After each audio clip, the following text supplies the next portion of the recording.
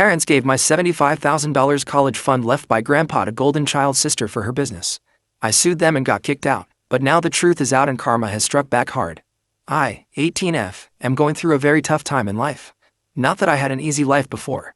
My life has always been tough, thanks to my narcissistic parents and their golden child. I have an elder sister, Mandy, 24F. She is the problem of my life. From my earliest memory of childhood, my parents have been biased towards Mandy. Thanks to them, I never had a happy childhood. My sister wasn't a bully, I would say, but she's shrewd and opportunistic. She left no opportunity to exploit our parents' feelings and get away with what she wants. Well, I don't blame her. My parents have made it this way. She's their firstborn.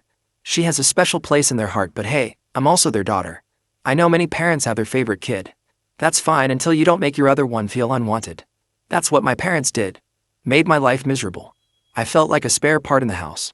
I mostly got to wear my sister's discarded clothes because it was too new to be thrown away. I played with my sister's toys because again, why should they waste money on new toys when my sisters were still in good condition? I remember, it was only during Christmas that I got a new dress, and that too because they didn't want to look bad in front of Grandpa and other guests. So avoid getting judged by friends and relatives, I used to get one set of dresses, shoes, and other accessories on Christmas while my sister got as many as she wanted. If I ever complained about it, Mom would reason, "Don't be impatient. Your sister's stuff is gonna come to you next year." That's right. But as secondhand. As a kid, I bought their logic, but when I actually started understanding the situation, I created a fuss about it. I was either told that we were too poor to afford new sets for me or I was grounded for my behavior. I don't ever remember Mom asking me what I would want for dinner or cooking my favorite food. It was always about my sister. Be it Christmas, Thanksgiving, or any other occasion, the menu is as per my sister's taste. Once I rebelled about it and didn't eat the food and stormed off the dinner table. I was grounded and starved until I apologized to everyone and did the dishes for that entire week. Oh, it's so tiring to narrate my sorrow tales, but this is how it is. And you know, why do my parents, particularly my mom, does this to me? It's because of her sister. My mom has suffered from narcissistic parents, so she ensured to become one. You see the irony? Mom is the eldest of two of her siblings. She says her parents pampered the younger one and spoiled her badly. Mom suffered the biases from her parents, so she decided not to pamper the younger girl but the elder one. I feel Mom sees herself in my sister and treats her the way she wanted to be treated in her childhood. You know that kind of feeling? By the time I passed out of elementary school, I grew so resentful of my parents and my sister that I started spending my summers with my grandpa. He was the only one who truly loved me. My grandpa was not very fond of my mom. I think he was able to see through my mom's preposterous behavior. Maybe that's why he always rooted for me. The year I completed elementary school, Grandpa invited me to stay with him at his farm. I felt so relieved. Never had I felt so free and relaxed. Grandpa got me everything I asked for. Guilty of saying this, but I fully exploited his love. I asked for everything I couldn't get at home: dresses, Barbies, doll houses, video games, and every stuff I used to be craving, but my parents didn't get it for me. I loved spending time with him at his farm amidst nature. He had a poultry farm and a small stable with 4 to 5 horses. He spent his days on them. Life was so fun in those many days with him. I never wanted to come back home. When it was time for my high school, I insisted I get admitted to a school near my grandpa so I could stay with him. My parents were more than happy to get rid of me. So from freshman year in high school, I was put up with Grandpa. It was needed for both of us. He was getting old and needed someone to help him out, and I needed an escapade from my toxic family. I was in my junior year in high school when Grandpa felt sick. Maybe he knew that his day was near. So, he called everyone and disclosed his will. He gave his farm and stable to 2 of my uncles. He gave $150,000 cash savings to my dad, and out of which $75,000 was for me for my college. He made me promise that I would complete my college education. Mom gruntled because others got properties and farm while Dad got only some few grands. Grandpa reminded Dad had already taken his share of the property and sold it off to pay off his debt and start a business. Just when I started my senior year at high school, Grandpa passed away. It is the saddest day of my life. Now I have no one to fall back on. I had to move back with my parents. It was not pleasant. I hated it. So do they. As my graduation day is nearing, I asked my parents for my $75K, which Grandpa left it for me. I have to fill out college applications. That's when the problem started. Whenever I asked about my money or mentioned about the college, they would make strange faces and ignore the conversation.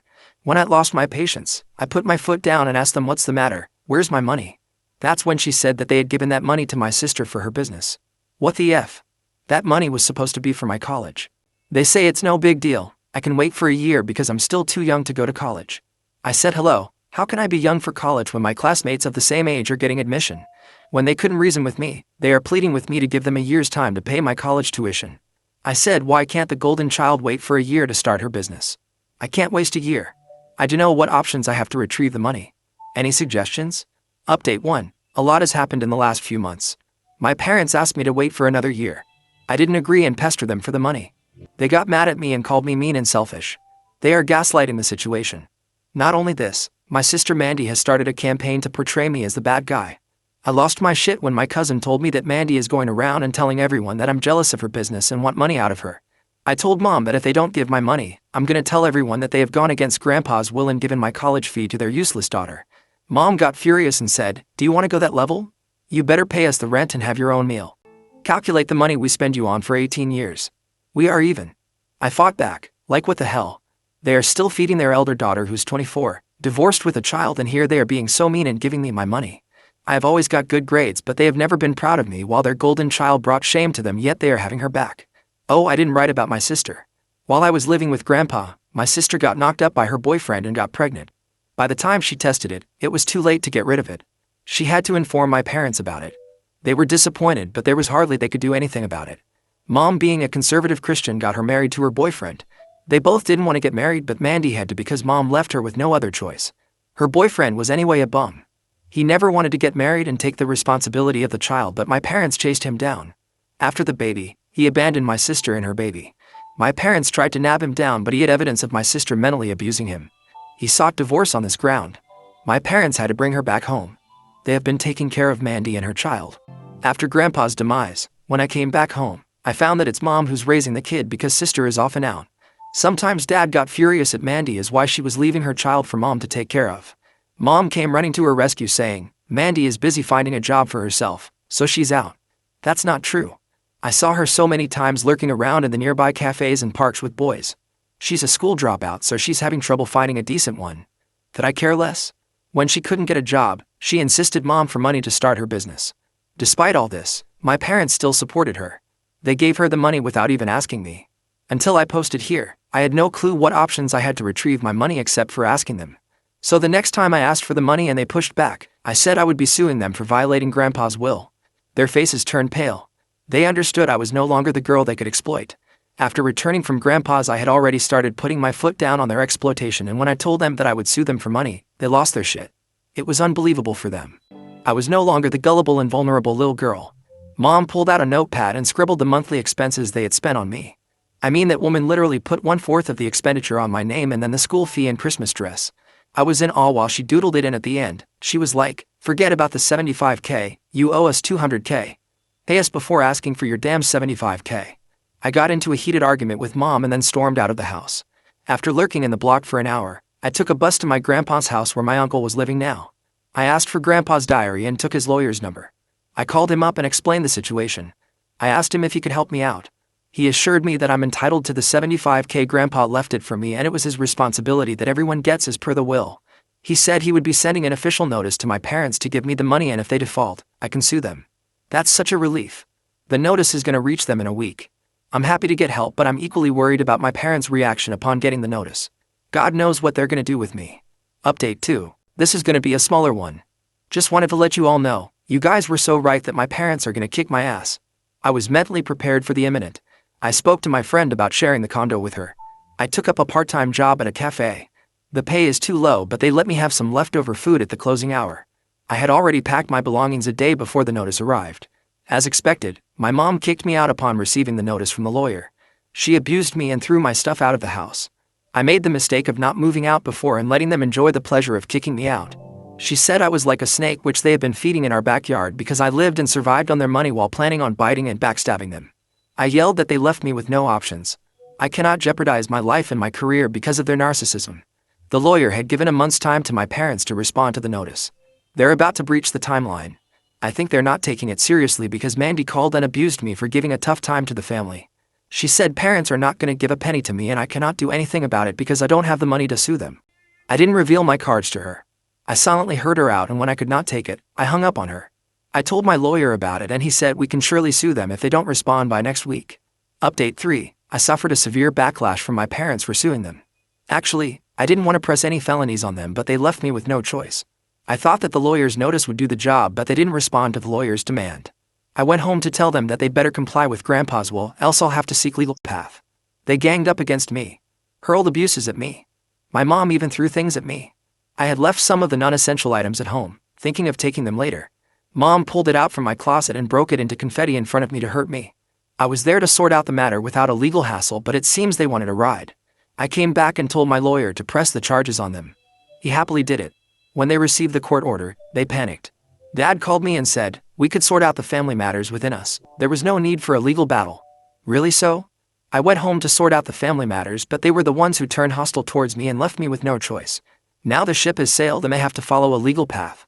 I'm not in for any compromise. During the court hearings, Dad was asked to pay $75 as per Grandpa's will, but Dad dropped his guns and showed his bank statement that he didn't have so much money. He said he would pay $10K monthly, but my lawyer argued that I need that money for my college tuition and $10K monthly won't suffice. The attorney ordered that Dad would have to pay my tuition and other needs, like accommodation and food, up to a minimum value of $75K. If my expenditure exceeded that, I'm on my own. And if my expenditure doesn't cover $75K, Dad would have to pay the balance amount. I didn't quite like this idea of still being dependent on him for the money, but I was left with no choice. Dad actually didn't have $75K to give it to me at one shot. I resisted this middle ground, but Dad pleaded with me with teary eyes and promised he would not default. So, I agreed. But I told him that in case he or Mom creates any fuss about it in the future, I'm gonna sue them again, and this time I'm gonna demand compensation for the mental torture. He agreed. Meanwhile, Mom and Mandy went behind me. Mandy has been telling everyone that I have given hypertension to my parents and brought shame to the house by dragging the family to court. Well, this is the irony. There ain't any shame and disgrace when she got knocked up, but I brought shame by just asking them for my own money. Wow. You know what? I don't give a damn about it anymore. They labeled me a black sheep, and now I guess I'm happy being one. Update 4. Hey peeps, I know I took a long time to update. I was busy, settling into a new life in college. I graduated with top grades from high school. I sent the convocation invites to my parents, knowing they would not turn up. Surprisingly, Dad showed up. He seemed happy, and for the first time, he said, he was proud of me. It took him 18 years and a court case to realize that I was also his daughter, and I too needed the love and care. Doesn't matter now, I have moved past it. I quit my job at the cafe and moved to my college dorm. The money I get from Dad covers for college tuition fees, accommodation, and food. Beyond that, I'm on my own. I took up a part-time job near the college campus. I'm also giving maths lessons to my classmates for some extra bucks. I'm good at math. Quite a flex, right? Dad has been sending the money quite diligently as ordered by the court. Some of you asked about my equation with Dad and where was he all this while when Mom was mean to me. So, here it is. Dad was non-existent to me. Dad saw everything wrong which was happening to me, but he chose to look the other way. He ignored my problems and never questioned Mom for her behavior. He obliged whatever Mom said. In fact, he considered that Mom made good decisions to use my sister's clothes for me because apparently, Mom was saving his money. Throughout my childhood, I have seen Dad struggling financially, so any opportunity to save a penny, he's game for it. So, in that way, if you see, he always supported Mom. I'm also not sure how he reacted to Mandy's unexpected pregnancy. Whatever little I know is through cousins and relatives. Mandy's wedding was done so hush-hush that no one knew when it happened. Not even me. Like I said, I was living with Grandpa at that time and I couldn't care less what was happening at my house.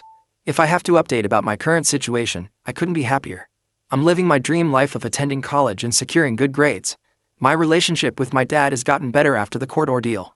Mom and Mandy did their thing of bitching about me and bad-mouthing me, showing me as the bad guy, but sooner they got their own shit to handle. Mandy got into trouble with the cops. The money they had lent to Mandy got swept away. Mandy had opened a secret gambling business under the cover of a gaming zone. My parents didn't know about it. They thought it was actually a gaming parlor, but the cops nabbed her down and seized everything. All the machines and equipment were seized. Whatever little money she had in her bank account, my parents used that to bail her out. So, in the end, she's left with nothing. This is what she had done with my grandpa's hard-earned money. I couldn't feel more satisfied. To be honest, deep down, I didn't have a good feeling about pushing Dad to the corner to get my money. Now, I feel glad I fought back because Mandy didn't use that money for good reason. She opened a home-wrecking gambling business. After that encounter with cops and the prison time, Dad threw her out of the house. Mom tried to advocate on her behalf, but Dad laid a choice to Mom. It's either Mandy or Dad. Mom doesn't work. So, obviously, she chose Dad and asked Mandy to get a job and move out.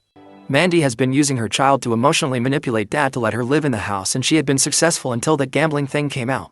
But now, I heard that Dad is no longer buying her BS and has kicked her out. She's living with her friend, but God knows how long that would last. She has not contacted me for help. How could she? After all the torture she and Mom had done to me, she better stay away from me.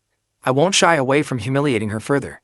Today, before writing this update, I was reading my initial post and it made me tear up. I was in such a bad situation back then. Had just lost my support system, my grandpa. My parents ripped me off my grandpa's inheritance. I was trapped in my own house by my narcissistic parents, and I was denied a college education. There was so much uncertainty about my future. All I could see was darkness and helplessness. But a huge thanks to this community for all the support. I still miss my grandpa. It's because of him that I'm in college today. He's my guardian angel. I know he's blessing me from wherever he is now. Now on to the next story. Story 2. Ex-wife cheated on me with Mr. Romantic. Now she's broke, drowning in debt from the lavish dream wedding I never gave her, and has the nerve to ask me for money. I, 49 male, met my wife, 49 female, when we were in our mid-20s. We were friends for a while before we decided to date. The two of us dated for around a year, which isn't that long in the grand scheme of things, but at the time it seemed like we had been dating long enough. She mentioned us getting married and I said I wanted to wait a little longer. Within a few months, I finally was ready to propose to my then girlfriend. She accepted and the two of us started planning a wedding. It was around this point I should have recognized the red flags, but I didn't. Why? Well, I was in love. See, my fiancé wanted a huge wedding. While I understand it was a special experience, I didn't see the point of spending a couple grand on what was essentially one day. I ended up convincing her to have a small, intimate ceremony. She seemed all right with it at the time, but I think as the months and years went by she almost started to resent me for talking her into that. The thing is, we couldn't have afforded such a wedding at the time. I suggested that one day we could have the wedding of her dreams one day if we decided to renew her vows. This seemed to please her, but again I felt like this resentment was always there, just lingering beneath the surface. Was I the most romantic guy in the world? No, but I tried hard to keep the romance alive by doing little things for her over the years, and it wasn't like my wife didn't know this when we got married. We also didn't have kids, so there wasn't that pressure hanging over us. The years passed, and by the time we were in our 40s, we had been married for almost 2 decades. Things had gotten stale for the past year or so, which led me to plan a romantic night out. I even asked my sister for help because, like I said, I wasn't very romantic. It ended up not going anywhere.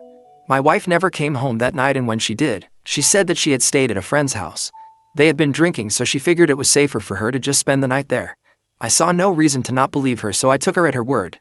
The next night I tried again and we had a pleasant dinner. When I tried to initiate intimacy, she brushed me off saying she was too tired. Again, I didn't think too much of it. We both worked a lot, which was why we were finally able to afford the lifestyle we were currently living. This trend continued, and it got to the point where I had to ask myself if I was going to continue to believe her stupid lies, which were lies. I reached out to her friends to see if she was there, but they covered for her. I shouldn't have been surprised. The only way I could think was to directly confront her about her lies and ask her if she was cheating. To my surprise, she admitted everything the night I confronted her. I think I was in shock that she just straight up told me that she was cheating. Honestly, I don't know what I was expecting. I think I thought she might try to deny it and tell me that I was wrong, but she didn't do any of that. So, I asked who it was and how long it had been going on. He was a family member of one of her friends she met one day. It was an instant attraction and he was so romantic. There it was, the one thing that I could never manage to do. I did try, but my wife didn't think that I was trying hard enough. This guy was everything I wasn't and more, she claimed. Our marriage ended that night, and what began was the divorce process. It wasn't a bitter divorce. We agreed to split everything down the middle. The house would be sold and we'd each take half. This seemed like the best option for us to get away from each other quickly. Once everything was final, I bought a condo with the money we split from the joint account. I still had a decent amount left over that I was going to keep for a nest egg. Eventually, the house sold and I put that money away as well. You never knew when you were going to need it. My ex ended up doing the exact opposite. She took her money and bought an even bigger house than the one we lived in with each other.